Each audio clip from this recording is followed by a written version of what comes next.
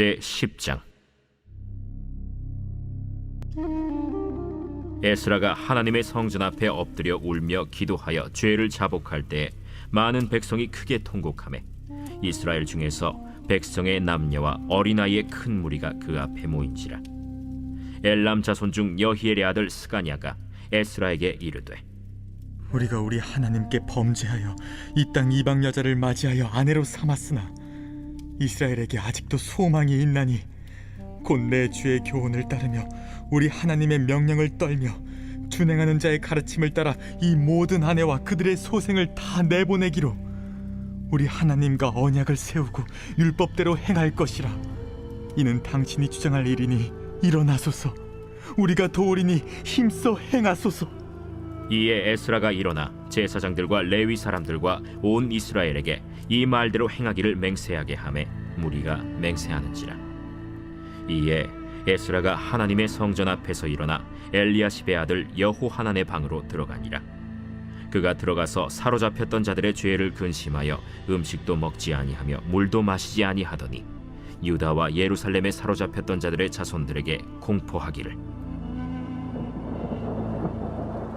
너희는 예루살렘으로 모이라. 누구든지 방백들과 장로들의 훈시를 따라 3일 내에 오지 아니하면 그의 재산을 정몰하고 사로잡혔던 자의 모임에서 쫓아내리라. 유다와 베냐민 모든 사람들이 3일 내에 예루살렘에 모이니 때는 샬롬. 오늘도 말씀과 기도로 승리하며 나아갈 수 있는 저와 여러분 되어질 수 있길 간절히 소망합니다. 여러분, 소망이 보이지 않을 때가 언제입니까? 마치 터널을 지나가는 그 사람에게는 나중에 끝이 있다라는 확신과 소망이 있기 때문에 그 터널을 지나갈 수가 있습니다. 하지만 우리가 길을 가야 하는데 마치 동굴과 같이 막혀있는 곳이라 생각하면 어둡고 캄캄하여서 그 끝이 결국은 빛이 없다라는 생각에 아무런 소망이 보이지 않습니다. 절망만 찾아옵니다. 좌절이 됩니다.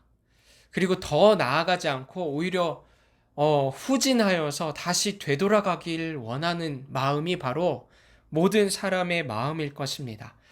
여러분, 오늘 성경 본문에 에스라라는 사람이 나오지 않습니까? 에스라는 정말 마음을 다해 이 백성들을 섬겼습니다. 우리 2차 포로 귀환 때에 에스라가 포로 귀환을 했을 때 에스라의 사명, 에스라가 마음 먹은 것이 있습니다. 에스라 7장 10절 말씀에 이렇게 되어 있습니다. 에스라가 여호와의 율법을 연구하여 준행하며 율례와 규례를 이스라엘에게 가르치기로 결심하였더라라고 말씀하고 있습니다. 또 연구할 뿐만 아니라 본인 스스로가 먼저 그 말씀을 삶으로 살아내고, 그리고 그 말씀을 삶으로 살아낸 말씀을 가르치기로 작정한 것입니다. 여러분, 근데 이 에스라의 야심찬 마음이 이 10장까지 오면서 많이 무너진 것을 볼 수가 있습니다. 왜냐하면 에스라 10장 1절 말씀 보면 에스라가 하나님의 성전 앞에서 울며 기도하여 죄를 자복하고 있다라고 하나님의 말씀은 말씀하고 있는 것이죠. 사랑하는 성도 여러분, 에스라는 지금 다 무너져 있습니다. 왜 그가 무너져 있을까요?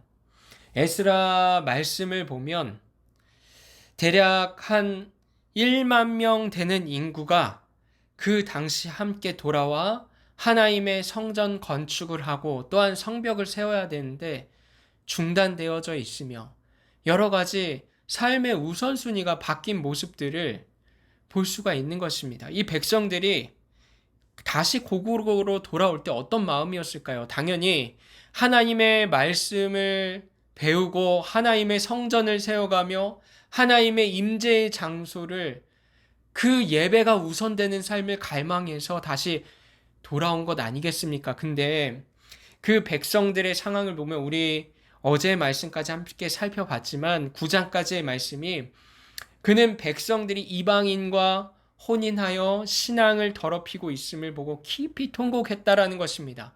이방인과의 혼인은 단순한 그냥 결혼 생활이 아니에요.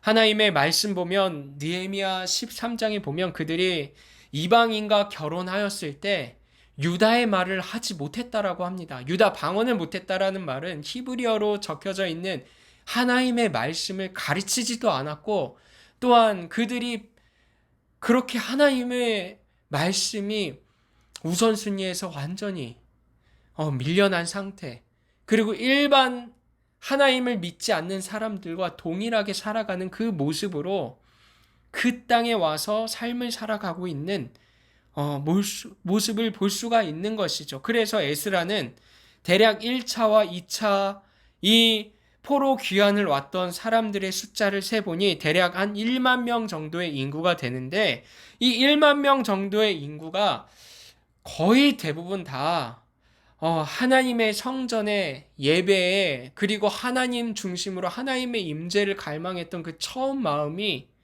없어진 것입니다. 사역자는 이럴 때 무너지는 것입니다. 소망이 보이지 않는 것입니다. 이 백성들을 아무리 가르치고 내가 먼저 말씀으로 삶을 살아내도 이 백성에게 소망이 보이지 않는 것입니다. 그렇기 때문에 에스라는 하나님의 성전 앞에서 크게 울며 기도하며 자기의 죄를 자복하고, 많은 백성이 오늘 10장 1절 말씀 보면 백성이 크게 통곡하며 이스라엘 중에서 백성의 남녀와 어린 아이의 큰 무리가 그 앞에 모인지라라고 말씀하고 있는 것입니다. 여러분, 아마 에스라는 더 이상 이 백성들에게 소망이 없다 생각하지 않았을까요? 포로로 잡혀가서 다시 돌아왔는데 다시 똑같은 생활을 반복하고 있는 이 백성들의 모습을 보며 마음이 무너지지 않았을까요? 더 이상 사역하고 싶지 않은 것입니다. 근데 그때에 하나님의 사람을 에스라 사역자에게 보내시는 것입니다. 엘람 자손 중 2절 말씀입니다. 여이렐의 아들 스가냐가 에스라에게 이르되 우리 하나님께 범죄하여 이 땅 이방 여자를 맞이하여 아내로 삼았으나 이스라엘에게 아직도 소망이 있나니 라고 말씀하고, 소망이라는 단어가 이 지도자에게, 낙심하고 무너져 있는 지도자에게 그 백성들이 찾아가 소망을 이야기하고 있는 것입니다. 그래서 뭐라고 이야기하고 있습니까? 3절 말씀 보면 곧 내 주의 교훈을 따르며 우리 하나님의 명령을 떨며 준행하는 자의 가르침을 따라 에스라에 대한 평가를 하고 있는데, 당신이 교훈을 줄 뿐만 아니라 하나님의 명령을 떨며 준행하는 정말 참된 하나님의 사람임을 압니다. 그러니 성전 앞에서 이렇게 울며 기도하는 이 울음을 그치시고, 그리고 결단을 이야기하는 거예요. 뭐라고 이야기합니까? 3절 계속해서 보시면 이 모든 아내와 그들의 소생을 다 내보내기로 우리 하나님과 언약을 세우고 율법대로 행할 것이다라고 말씀하고 있습니다. 그러니 4절 말씀입니다. 이는 당신이 주장할 일이니 일어나소서. 이 사역은, 지금 이 이스라엘의 회복은 다른 사람들이 할 수 없다라는 것입니다. 그러니 이 일은 당신이 해야 될 일이니 제발 일어나소서, 힘을 내소서, 우리가 도우리니 힘써 행하소서라고 지금 말씀하고 있는 것입니다. 하나님 앞에 한 지도자가 엎드려서 울며 기도할 때에 백성들이 나와서 말하는 것입니다. 하나님, 우리가 도우리니 힘써 행하소서. 당신이 무너지면 안 됩니다. 저는 우리 사랑하는 우리 주님의 교회 성도님들이 아마 거룩한 열망을 가지고 이때 우리 홀트 동산으로 오셨을 거라 생각합니다. 근데 우리가 옛날에 그 무너졌던 신앙으로 다시 돌아가 있는다면 사실 사역자들의 마음은 많이 무너집니다. 괴롭습니다. 그리고 어떻게 목양해야 하는지 그 갈 길을 잡기가 쉽지 않습니다. 근데 하나님 앞에 엎드리는 담임 목사님의 그 모습이 있다면, 우리 그 중에 오늘 10장 말씀에 보면 그 대략 한 1만 명 되는 인구 중에 결단하기로, 또한 순종하기로 결단한 인원들을 세보니 한 115명 정도밖에 안 됩니다. 사실은 굉장히 적은 인원이 에스라를 따르기로 결단한 거죠. 많은 백성들이 사실은 따르지 않았습니다. 여전히 죄악 가운데 있었습니다. 하지만 이 하나님의 사람을 세움에 있어서 이 음성을 준다라는 건 엄청난 큰 힘이 될 것입니다. 그래서 에스라에게 이러한 힘과 능력을 주었던 것입니다.